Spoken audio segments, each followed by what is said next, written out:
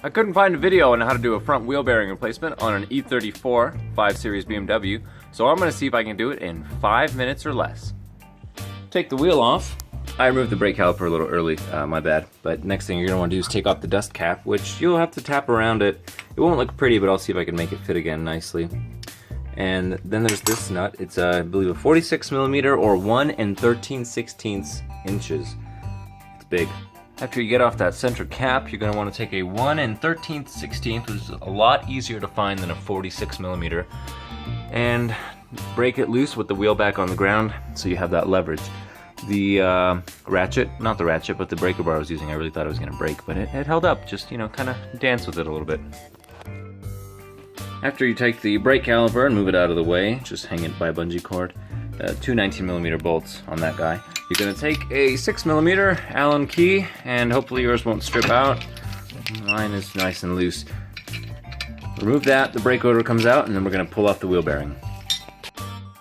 Tap around the back side of the hub bearing and it'll pop out. Doesn't take a lot of force if you're lucky. See that? There's the inner race right there coming out. You can do that a few times. And the rear race is still on there. There's the ball bearings. I want to keep those in place. And of course, an outer race and more ball bearings. If you're having trouble and you can't hammer around to pull that old bearing out, remove 3 10mm bolts on the back side of this dust cover and it will come out. You'll be able to get a lot more leverage with a hammer or a chisel, whatever you want to use. Just remember to do, you know, one side to another so it kind of wiggles it left to right and then comes on out. Basic puller, either side of that bearing. The dust cap in the back was bent a little bit to get this to go on, but I'll see if I can unbend it. Now that that final bearing race has been pulled out, we're going to clean this, make sure it's ready for the new hub assembly.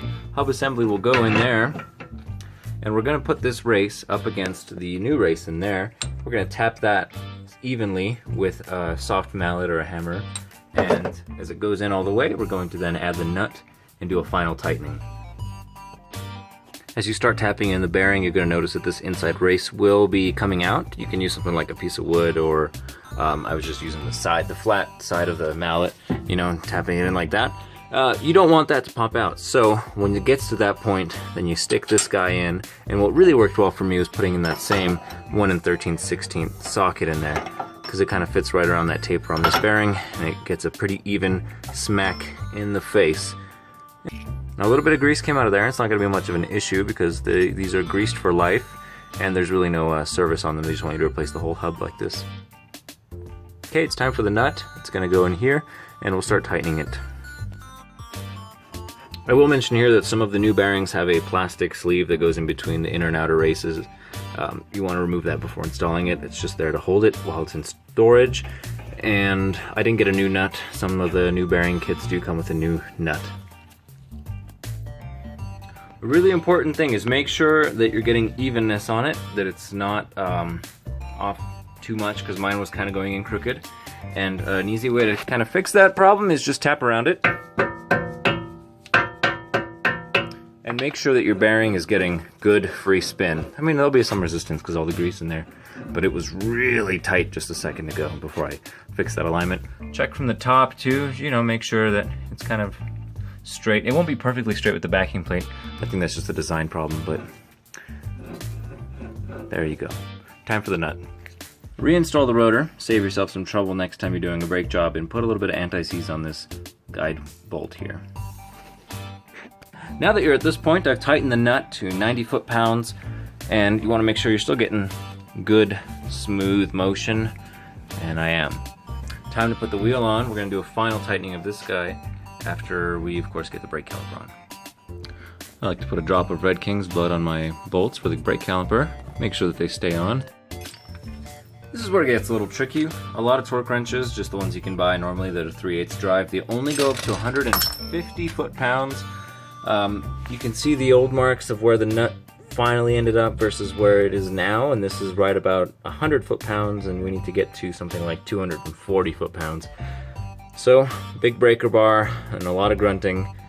That's kind of the way to do it. You gotta have the wheel on the ground so you can use that extra leverage and then one final check to make sure nothing's binding.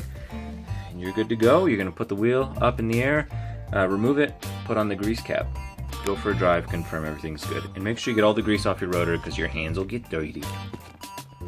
Well, I just finished the wheel bearing job, and it took maybe 3 or 4 hours to get the right size socket and then that puller. But otherwise, it was the easiest wheel bearing I've ever done. It took about, I'd say I could do it again in less than an hour on the other side with the right tools. Now I'm gonna go back to watching Game of Thrones because I'm catching up and I'm at that part where they're killing off people that you love and you're just so mad at the show, but you have to press on. Thank you for watching. Please subscribe, rate, and comment. I've got a lot of repairs coming up on this car. I'm gonna be making a lot of videos, so stay in touch. LOL, Duralast. At least it didn't break.